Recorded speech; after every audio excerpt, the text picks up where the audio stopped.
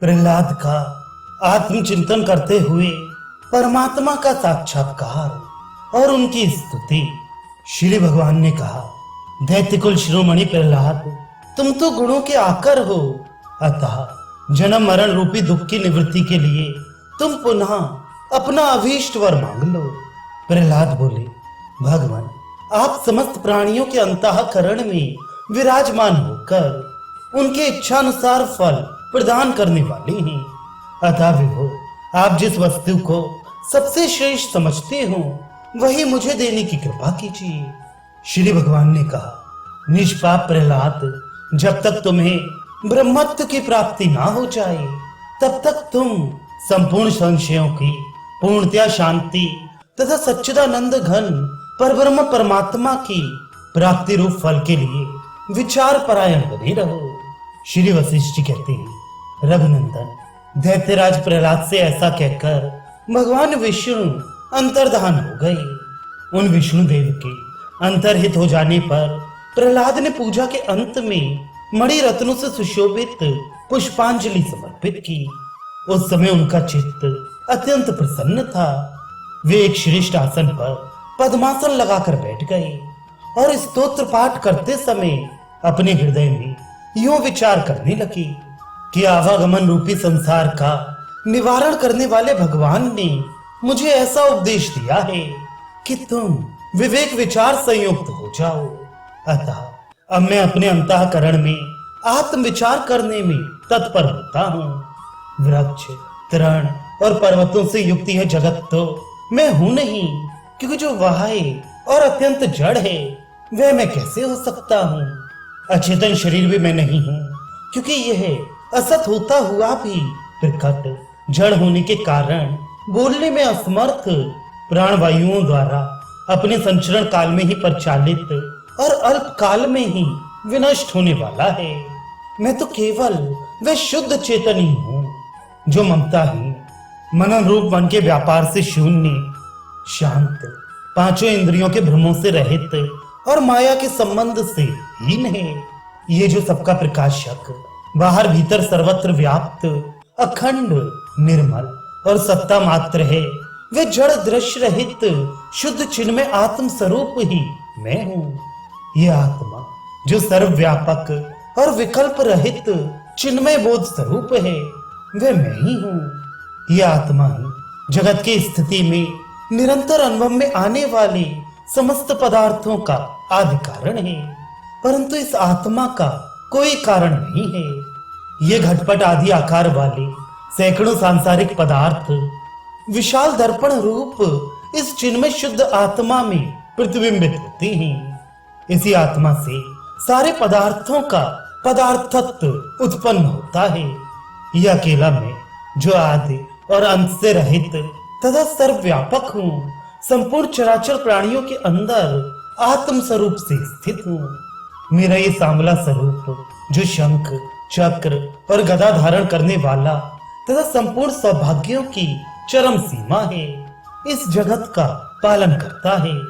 जो कमल रूपी आसन पर विराजमान होते हैं और निर्विकल्प समाधि में स्थित होकर परम सुख का अनुभव करते हैं, उन ब्रह्मा के रूप में मैं ही इस जगत में सदा उत्पन्न होता हूँ। मैं ही त्रिनेत्रधारी शिव होकर प्रलय काल में इस जगत का संहार करता हूँ। मैं ही इंद्र रूप से मनवंतर के क्रम से प्राप्त हुई इस संपूर्ण त्रिलोकी का पालन करता हूँ। ये जो कुछ इस स्थावर जंगम रूप जगत दृष्टिगोचर हो रहा है, संपूर्ण संकल्पों से रहित वह परम शुद्ध चेतन आत्म रूप मैं ही हूँ, जिसमें अनंत आनंद का अनुभव प्राप्त होता है तथा जो परम शांति से सुशोभित एवं शुद्ध है। ऐसी ये चिन्मयी दृष्टि संपूर्ण दृष्टियों से बढ़कर है, जो शाश्वत एवं विज्ञानानंद घन रूप है। उस उत्तम साम्राज्य का परित्याग करके मुझे अनित्य एवं दुख रूप राज्य विभूतियों में लेश मात्र भी सुख की प्रतीति नहीं होती, क्योंकि ये विभूतियां रमणीय नहीं हैं। ऐसे विज्ञानानंद घन परम पद को छोड़कर मूर्ख ही तुच्छ विषय भोगों में आसक्त होता है। विवेकशील ज्ञानी नहीं, भला इस परम दिव्य दृष्टि का त्याग करके कौन मनुष्य घृणा करने योग्य तुच्छ राज्य में आसक्त होगा। जिन्होंने इस उत्तम दृष्टि का परित्याग करके दुख रूप क्षणभंगुर राज्य में मन लगाया, वे सबके सब वास्तव में मूर्ख ही थे। क्योंकि कहां तो नंदन वन की प्रफुल्लित रमणीय वन स्थली और कहां संतप्त मरु स्थल, उसी प्रकार कहां तो ये पारमार्थिक शांत दिव्य ज्ञान दृष्टियां और कहां देह एवं विषय भोगों में अहमता ममता बुद्धि, अर्थात इनमें आकाश पाताल का अंतर है। इस त्रिलोकी में राज्य पाकर भी वास्तविक सुख लेश मात्र भी नहीं मिलता, किंतु मूर्खता के कारण ही मनुष्य उसे चाहता है। उधर जो सर्वव्यापक स्वस्थ सम निर्विकार और सर्वरूप है, उस चेतन का आश्रय ग्रहण करने से संपूर्ण वास्तविक आनंद सदा सर्वदा प्राप्त होता रहता है। ये जो कोई भी विषय मनुष्य मोह रूपी जाल में आ फंसे हैं, उनके गिरने का प्रधान कारण उनकी संकल्प कल्पना ही है। इसी प्रकार मेरे पितामह आदि पूर्वजों ने भी जो संकल्प समूह से आवृत और विषय रूपी गर्त में गिरने वाले थे, इस बाधा रहित परमानंद स्वरूप आत्म पद का अनुभव नहीं किया। इसीलिए वे भूतल पर इन्हें गिने दिनों तक ही स्फुरित होकर गड्ढे में घिरे हुए क्षुद्र मच्छरों की भांति विनष्ट हो गए। सभी जीव इच्छा और द्वेष से उत्पन्न हुए सुख दुख आदि द्वंद्व रूपी मोह से युक्त होने के कारण पृथ्वी के छिद्र में छिपे हुए कीटों की समता को प्राप्त हो गए हैं। परंतु जिसकी अनुकूल और प्रतिकूल कल्पना रूपी मृत तृष्णा सच्चिदानंद परमात्मा के ज्ञान रूपी मेघ से शांत हो चुकी है, उसी का जीवन धन्य है।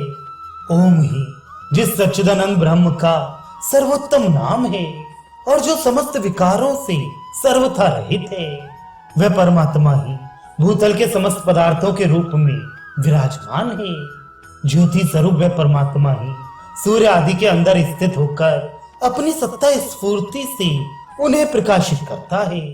वही अग्नि को उष्णता युक्त करता है और जल को रसमय बनाता है। भय रहित वह परमात्मा स्वयं ही प्रकट होता है और ब्रह्मा से लेकर तृण पर्यंत समस्त जगत को अपनी सत्ता स्फूर्ति से घुमाता रहता है।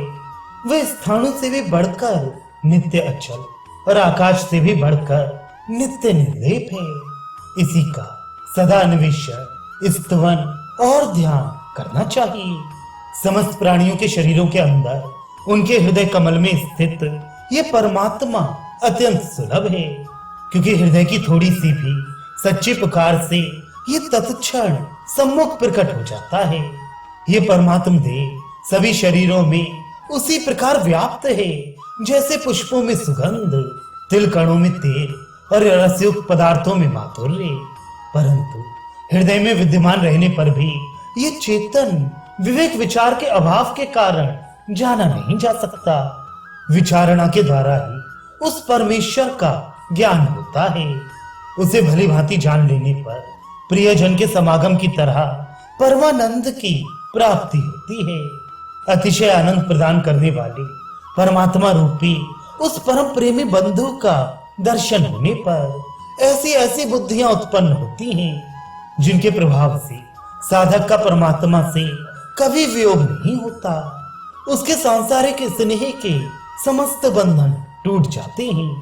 काम क्रोध आदि सारे शत्रु विनष्ट हो जाते हैं और तृष्णाएं मन को चंचल नहीं कर पाती। यही परमात्मा आकाश में शून्यता, वायु में स्पंदन, तेजस्वी पदार्थों में प्रकाश, जल में उत्तम मधुरता, पृथ्वी में कठोरता, अग्नि में उष्णता, चंद्रमा में शीतलता और सृष्टि समूह में सत्ता रूप से स्थित है।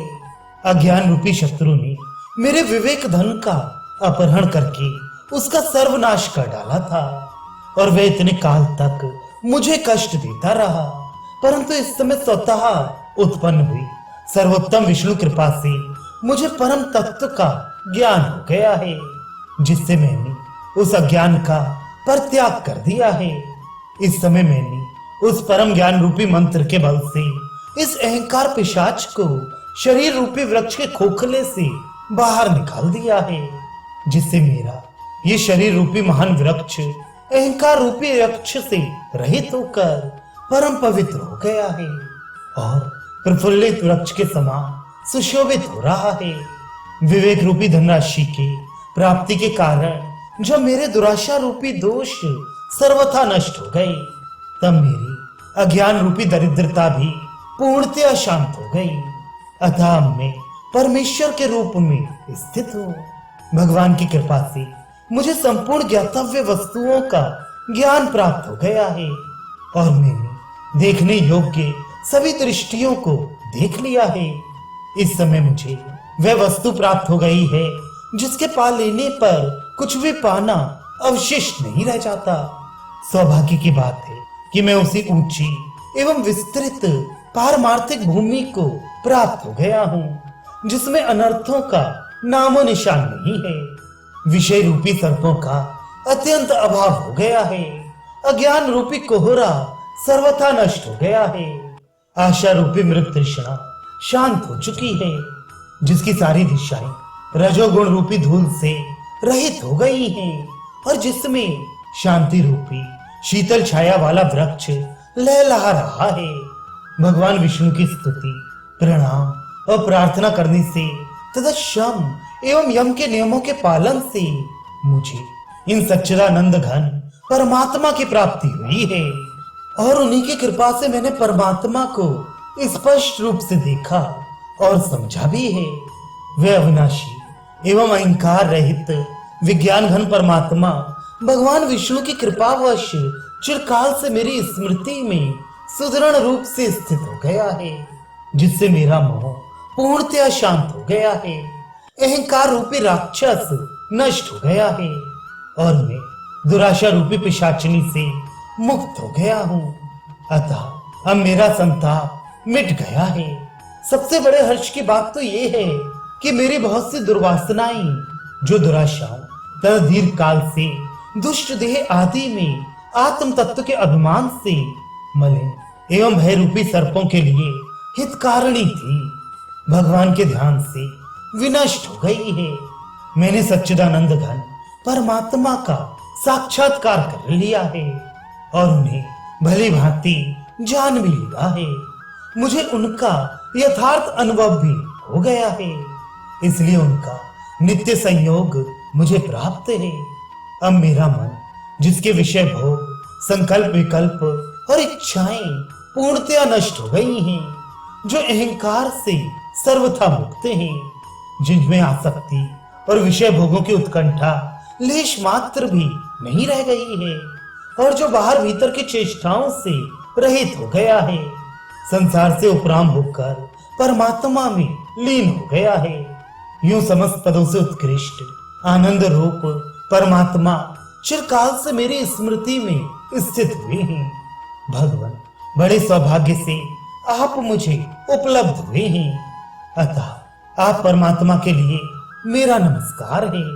प्रभु, मैं चिरकाल से आपका दर्शन करते हुए प्रणाम करके आलिंगन कर रहा हूँ। भला त्रिलोकी में आपके अतिरिक्त मेरा परम प्रिय बंधु और कौन हो सकता है।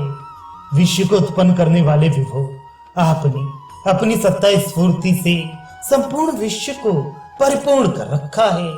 इसी कारण सर्वत्र आपका नित्य अनुभव होता है। अतः आप कहां भागकर जा सकते हैं, अर्थात अदृश्य हो सकते हैं। परम प्रिय मित्र, बहुसंख्यक जन्मों के व्यवधान के कारण अज्ञानवश हम दोनों में जो अंतर प्रतीत होता था, वह अब उस अज्ञान के नाश के होने से दूर हो गया है और अभेद रूप समीपता प्राप्त हो गई है। बड़े सौभाग्य से मुझे आपका दर्शन प्राप्त हुआ है। आप कृतकृत्य संसार के कर्ता और सबका भरण पोषण करने वाले हैं। आपको बारंबार नमस्कार है। आप संसार वृक्ष के कारण अविनाशी और विशुद्ध आत्मा हैं। आपको मेरा प्रणाम है। जिनके हाथों में चक्र और कमल सुशोभित होते हैं, उन विष्णु रूप आपको नमस्कार है। ललाट पर अर्धचंद्र धारण करने वाले शिव स्वरूप आपको मैं अभिवादन करता हूँ। कमल से उत्पन्न होने वाले ब्रह्मा रूप आपको प्रणाम है। देवराज इंद्र के रूप में विराजमान आपकी मैं वंदना करता हूँ। भगवान, हम दोनों में जो ये भेद दृष्टि गोचर हो रहा है वह समुद्र के जल और उसकी तरंग के समान केवल झूठी कल्पना ही है। वस्तुतः हम दोनों में कोई भेद है ही नहीं। आप सृष्टिकर्ता, सबके साक्षी रूप और अनंत रूपों में प्रकट होने वाले हैं। आपको पुनः पुनः नमस्कार है। सबके आत्म रूप और सर्वव्यापी आप परमात्मा को बारंबार प्रणाम है। देव, मिट्टी, काष्ठ, पत्थर और जल मात्र ये सारा जगत आपके सिवा और कुछ नहीं है, अर्थात आपका ही स्वरूप है। अतः आपकी प्राप्ति हो जाने पर फिर किसी अन्य वस्तु के प्राप्त करने की इच्छा ही नहीं रह जाती, जिसका वेद वेदांत के सिद्धांत, तर्क और पुराणों के गीतों द्वारा वर्णन किया गया है। उस परमात्मा का यथार्थ ज्ञान हो जाने पर फिर वह कैसे विस्मृत हो सकता है। निर्मल परब्रह्म परमात्म रूप आपका साक्षात्कार हो जाने पर देह के वे सुंदर विषय भोग भी आज मेरे हृदय को रुचिकर नहीं लग रहे हैं। आप निर्मल दिव्य ज्योति स्वरूप हैं। आपसे ही सूर्य में प्रकाशकता आई है और शीतल हिमरूप आपसे ही चंद्रमा को शीतलता की प्राप्ति हुई है। आपके ही प्रभाव से ये पर्वत गुरुता से संपन्न हुए हैं और आपने ही इन खेचरों को धारण कर रखा है। आपके ही बल से यह पृथ्वी अटल रूप से स्थित है और आपके ही सत्ता से आकाश आकाशता को प्राप्त हुआ है। बड़े सौभाग्य की बात है कि आप मेरे स्वरूप को प्राप्त हो गए हैं और मैं आपके रूप में परिणित हो गया हूँ। अतः अब मैं आप हूँ और आप मैं हैं। इसलिए थे अब हम दोनों में भेद नहीं रह गया है, अर्थात हम एक ही भाव को प्राप्त हो गए हैं। इसमें भी मेरा सौभाग्य ही कारण है। मेरा आत्मा जो सम, शुद्ध, साक्षी रूप, निराकार और दिशा काल आदि से रहित है, उसी में आप स्थित हैं। आपका स्वरूप सूक्ष्म से भी सूक्ष्म है। आपके ही अंदर यह संसार मंडल था और रहेगा। काश में व्याप्त हुई आपकी भांति आप इस शरीर के अंदर स्थित हैं। आप ही सर्वोत्तम अमृत स्वरूप रस हैं और तेजस्वी पदार्थों को प्रकाशित करने वाले भी आप ही हैं। आप ही पदार्थों के ज्ञाता और ज्योतियों के प्रकाश हैं। जैसे स्वर्ण में कड़े, बाजूबंद, केयूर आदि आभूषणों का आरोप किया जाता है, उसी तरह सांसारिक पदार्थ समूह आप में ही आरोपित हैं। आपको प्राप्त कर लेने पर प्रारब्ध अनुकूल प्राप्त हुए सुख दुख का प्रवाह समूल नष्ट हो जाता है। ठीक उसी तरह जैसे सूर्य के प्रकाश को पाकर अंधकार का अथवा गर्मी को पाकर हिम का नामो निशान मिट जाता है। भगवान, ये सारा विश्व आपका ही स्वरूप है। आपकी जय हो। आप शांति परायण, सभी प्रमाणों से परे और संपूर्ण आगमों द्वारा जानने योग्य हैं। आपकी बारंबार जय हो।